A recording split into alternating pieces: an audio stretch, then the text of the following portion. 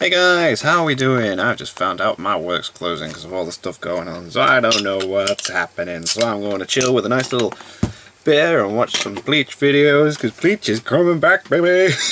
Like, do you know what? As soon as they announced Bleach was coming back, everyone on Twitter was going on about it, and I'll try and explain to my girlfriend. She's just like, "Yeah, cool." I'm like, "But you don't understand. It's the 1,000-year blood war. There's so many decent fights in the bag." Okay, yeah. So, this, and then at the time of me recording this, I do believe a new episode of Bleach S is coming out as well. So, Bleach. Right, let's just get into this. This is Fullbring Ichigo is way stronger than you think. I didn't really think much of the form, but obviously Clyde's going to go into it. Check it out. If you're a fan of Bleach, please hit that subscribe button. Let's support Bleach as a team until the anime returns. Because if you support me, I'll keep supporting Bleach by making plenty of content in the future. Also guys, if you're a Bleach fan, join my Discord server. It's going to be so good. Oh my god.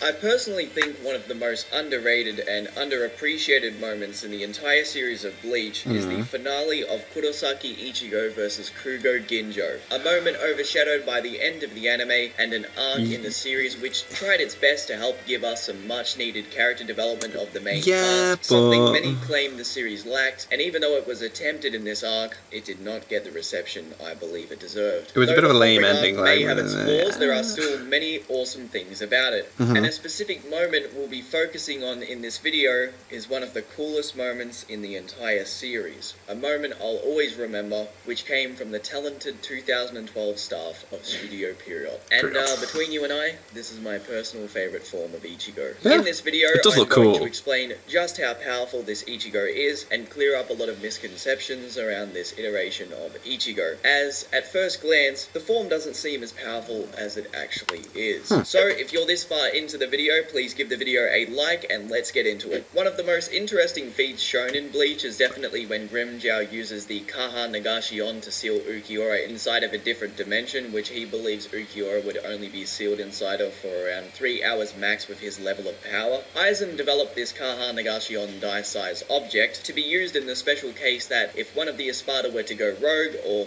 cause unneeded trouble, one of their fellow Espada could use it to temporarily seal them away. The reason I bring this up is because this form of Ichigo is also able to break out of a pocket dimension made by Yukio for Ginjo and Ichigo to fight inside. This dimension is so large that it appears to be an entire replica of the world of the living to a T, as when Ginjo steals Ichigo's Fullbring powers, he was able to not only amplify the abilities of all of the Fullbringers to the point where they were a threat to high-class Shinigami, but it also amped Ginjo to the point where he was able to not necessarily do well against Bonkai Ichigo, but he did put up a fight nonetheless. What's crazy too is that the powers Ginjo stole were, according to Rukia, just the surface of Ichigo's powers, and all he stole was the Fullbring powers. Ichigo's abilities as a Fullbringer were so strong that he was able to amp Ginjo to the point where he says if he didn't have them, he would have died from the first Getsuga Tensho that Ichigo fired while he was in Shikai form, and this power also directly amped all of the Fullbringers like Yukio. The reason the Dimension feat is so cool is because one thing we can establish from the feats shown earlier in the series is that Espada, who by just using a Gronrei Sero, or those of the rank of 4 and higher from merely transforming,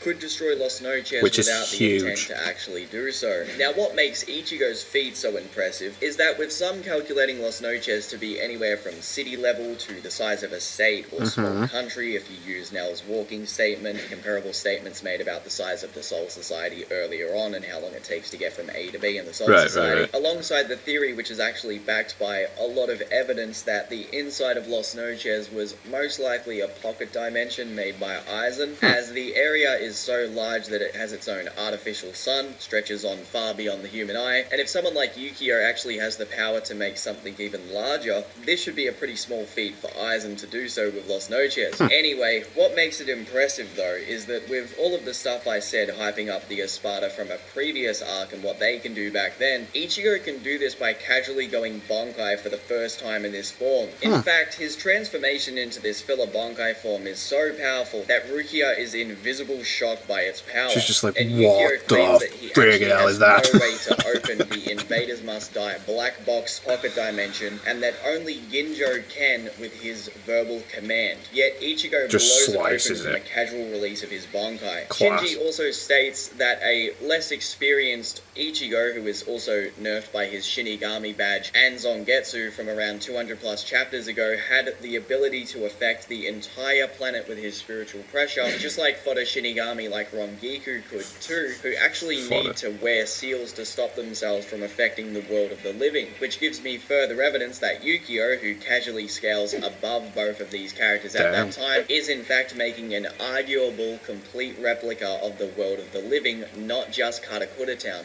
This Ichigo casually breaks out of a dimension that is most likely larger than the Kaha Nagashionne, and it can't contain Ichigo's planet levels of Reiatsu, meaning he is casually surpassing the size of the entire world of the living and Los Noches, which seems to be the limit of Yukio's ability. To put it in short, this Ichigo could probably aim one of those Kamehameha-looking Getsuga and just destroy the planet. Core and destroy the planet. There we go, yeah, wow. Want like a more literal way on how he could be planet level? It's as simple as that, really. This also isn't far-fetched to say so, considering Ichigo's Vasto Lorde form from the could destroy hell. arc is said to be a threat to the entire world, and not only was Ichigo considered a war potential while in this form, before he attained his real Shinigami powers, but Yamamoto, while suppressed and only having one arm, I'll explain why this is super important in my future Yamamoto video, is a threat to the entire Soul Society and more, just by standing in Bankai and suppressing the flames, himself. man. And when Ichigo arrives, everyone, including the Quincy's, are shocked by his level of spiritual pressure when he appears. Can't wait to see this in the anime, man. Yamamoto, please don't get me wrong when I say that, but the Quincy's see him as a formidable threat, just like they did with Kenpachi. Yeah, Kenpachi was on the list, wasn't he? At this stage in the war, further backing what I said about his level of power at this stage. After rereading these chapters too, in fact, after rereading Bleach at least 10 plus times, I completely missed that this man Ichigo, when he appears in the Soul Society, blitzed Shaz Domino so fast that he just went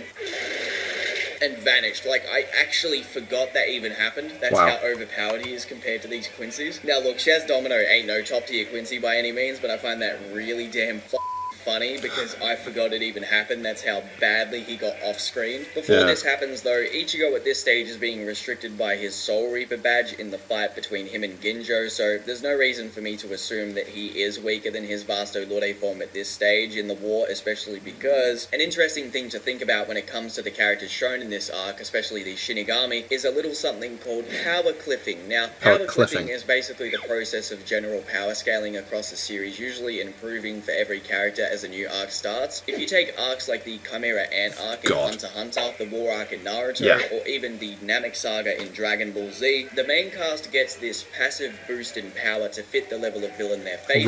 This happens in the time skip of Bleach, alongside the fact that most of the characters are confirmed to have been training within the time skip. Now, this doesn't apply to every series, but in shonen manga, it's very prevalent, and most people seem to get confused about this when it comes to Bleach. One thing we can substantiate from the Fullbring arc is that all of the captains and lieutenants that appear have all become considerably stronger than they were before. This also includes Ichigo, naturally. But not only are the feats shown by Ichigo against Ginjo and the Fullbringers, they're pretty impressive feats, right? And Ginjo thinks Ichigo would be a problem for the Shinigami that are there if he were to turn on them after learning the truth about the Shinigami badge. It's also more crazy to consider that all of this is stated while Ichigo is being nerfed by the badge itself. When Ichigo fights Quilge or Pierre, it's confirmed he doesn't have his Soul Reaper badge with him by Akon, who is actually trying to contact Ichigo to get his assistance in the Quincy invasion of the Soul Society, and Quilge, to even have a chance against Ichigo, needs to absorb the surrounding Reiatsu in Hueco Mundo and do the fusion dance with Ion,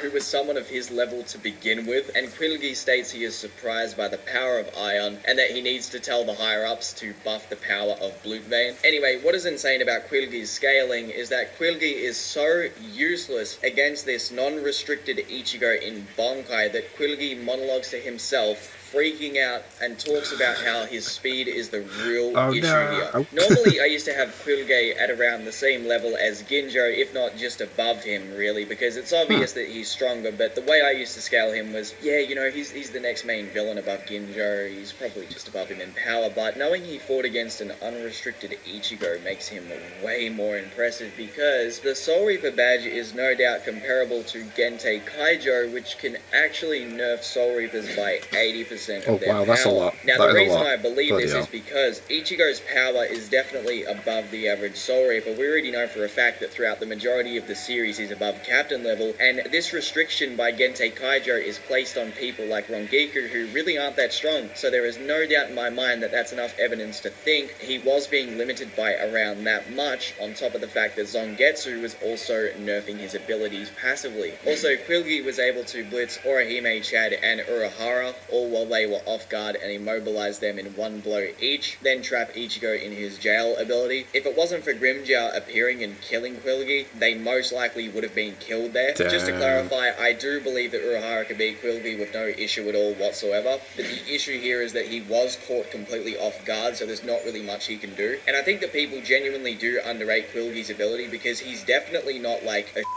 full level Quincy, but he's definitely under there because his entire purpose and his responsibility was to take care of Hueco Mundo while Yhwach and Hushwolf were not there. Like, he's literally the leader of the Horse division. One of the coolest feats that this Ichigo performs is when this Ichigo, who at the time did not have full access to his powers due to his Zanpakuto recently being broken thanks to Hushwolf, gets out of the White Bone Hell hot spring, and the way that Tenjiro checks to see if both he and Renji are healed is to punch them directly in the stomach and see if they can take the punch. Now, I've read this chapter quite a few times, and at first I actually thought that the manga panels here were trying to hype up Renji, but what you actually see here is that Renji is not only putting on a fast and is shaking after taking He's pretending to be okay, but when he hits Ichigo, Ichigo instinctively reacts so fast that he fractures Tenjiro's hand, and Kubo doesn't even draw the actual hit itself. That's how fast Ichigo's implied to be. Also, to add more to this to show the strength difference between Renji and Ichigo at this stage, Renji was hit by a fractured hand from Tenjiro, not an uninjured fist like Ichigo was too. So this makes the feat even more impressive. Wow, there's some detail there. Tenjiro monologues to himself about his nickname, which revolves around his notoriety around him being super fast, and that was something that he was actually it's really famous for gone into Soul this, hasn't it? I Society, love further how showing detailed he Kuro's looks putting into all this. emphasis on Ichigo's speed. Now, it's obvious this Ichigo has gotten stronger since the Ginjo and Yhwach encounters, as characters in Bleach get Zenkai boosts when they heal after every battle, Seems but it's like still it, yeah. pretty damn cool nonetheless. Ichigo, while also training against Ginjo in the past, had to learn to fight with his eyeballs slashed, which actually helps with his sensory abilities, Which is and crazy. sharpening his reflexes. Want to know something even cooler than that? The Soul Society was so worried about Ichigo's power at this stage in the story that when they were aware he would learn the truth about the Soul Reaper badge from Ginjo, they sent Byakuya, Toshiro, Ikaku, Rukia, Renji, Yatsuru, and Kenpachi to the world of the living to see what his response would be after being told the truth. And as Ginjo implied, if Ichigo rebelled against the Soul Society out of anger for being lied to, they would have attempted to stop him or even kill him. Now, I do love Kenpachi's reply to this, because he basically just says, "Huh? Whatever, dude, I came because I had nothing else to do. I'm not like bored. you guys," which is a really Kenpachi's admirable close, piece of honesty here. It's actually kind of wholesome that Kenpachi has so much love for battle and a liking for Ichigo that he would never even consider doing this if the Soul Society asked him to. Of course, I find it hard to believe that the rest of them would too, because they actually all like Ichigo. But That's true, yeah. They've got a bit of an emotional, personal bond there. Threat Ichigo was seen to potentially be if he was to turn on the Soul Society. Ichigo was also so strong that neither the Oronka Quincy, who has a name that I'm not even going to attempt to pronounce because you guys will complain in the comments, and Quilge Oppier couldn't steal his Bonkai. Now, this could be because of the hollow powers mixed with his Shinigami. Yeah, it could be, yeah. He's got everything like in how Urahara gave the Shinigami hollow pills to combat the Bonkai stealing pendant that the Quincy's have, but it seems to be the case that it's just because of how powerful Ichigo is, just too like damn the strong. case with Yamamoto, as Ichigo had basically no trouble with either of them, and they were both shocked at his power. If you just look at the first Quincy that appears against Ichigo, Ichigo, right? Not even in the same league, basically a filler character. Quilge, on the other hand, though, he actually needs to fuse with Ion to even be a threat or even combat Ichigo, and even still, he can't even tag Bankai Ichigo, so even he isn't in the same league as this Ichigo. Also, basically every captain that is conscious in the actual war when he appears, some of the strongest Quincy's, Hushvolth, and Yhwach seem to have a very similar expression on their faces towards this Ichigo's arrival as Hushvolth did towards Kenpachi's arrival, further backing that this unrestricted kind of Ichigo like, is in fact a oh dear, we got a problem for most of the Quincy's. Before he even gets his oh my true god, powers, wait this till that's Ichigo animated. was also pretty damaged when he appeared in the actual war, and had just finished fighting the Fuse Quilge, alongside expelling a lot of his power inside of Quilge's jail ability, a feat that even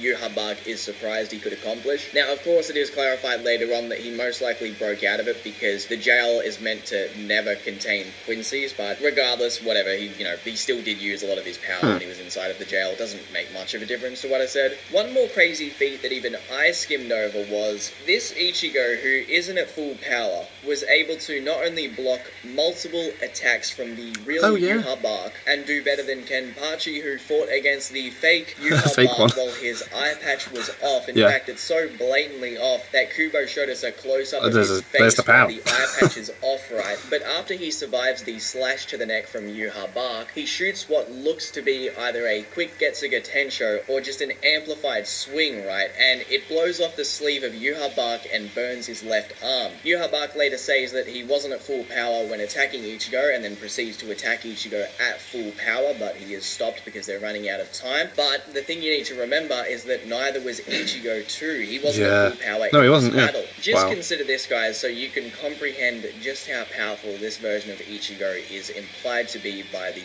author. This version of Ichigo is the manifestation of him getting his Shinigami powers back, very similar to the ones that he had in the Espada arc, where it's not full-blown Shinigami abilities where he has his own unique power and so on and so forth. It's essentially referred to as a mock Bankai by both Ulquiorra and Grimmjow, but the difference with this one is that it is a mixture of Rukia, Renji, Byakuya, Toshiro, Ikaku, Kenpachi, Shinji, Rongiku, Unohana, Hinataro, Ishin, Urahara, Yoruichi, and even Yamamoto. All of their spiritual pressure was fused together to make a blade so that Rukia could stab Ichigo with it and give him his Shinigami powers back. Incredible. That is how much he is being amped. Now, I'm not saying he's getting the power of every single one of these individuals. Could you imagine? The fact that he is this huge bowl of spiritual pressure being mixed together, there's no surprise as to why he is this damn overpowered when he first appears in the war. And with all of these encounters involving this Ichigo, where he was nerfed for the majority of those battles by the Soul-Reaper badge, and even without the Soul-Reaper badge, he was still being nerfed by the manifestation of Yhwach inside of Ichigo's inner world, Zangetsu. This form,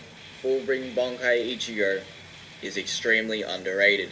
Damn. Anyway, guys, if you enjoyed this video, please do me a quick favor and go check out my video that I uploaded last week, which is actually me explaining the speed of characters in Bleach. I'd really appreciate it a lot because the video got nerfed a lot by the ad at the start, and basically, to give you guys a quick rundown, the way that videos grow is all about how long people stay on the video, and a lot of people clicked off of it because of the ad at the start, which that really can't be helped. But if you guys go onto that video, leave any comment that you want, and at the end you put hashtag Bleach Speed, I'll go over to the video and I'll love to hear all of your guys' comments. But yeah, if you could, I don't know, share the video around, give it a watch if you haven't seen it before. It's a pretty educational video when it comes to Bleach related feats and just power scaling, so God, I'd really appreciate that a lot if you could support that video. Also, go give me a follow on my social medias below. If you could support my Instagram, give me a follow. I will check that out at some point in the next few days. Follow my Twitter, I use that every day. Bleach, coming back, baby. I'd like to stream more. If I hit 2,000 followers on Twitch, I'm almost there. And I've had a missed call from work, so I need to phone that now to find out what is going on. Pretty much it. I hope you guys enjoyed the video. Got more Bleach content coming very soon. I have a pretty interesting video coming next, which you guys will enjoy. But that's pretty much it, guys. Thank you all for watching. Oh, God. So, yeah, I can't really do much of an outro now. I need to phone work and see what is actually going on. So, yeah, thank you guys very much for watching.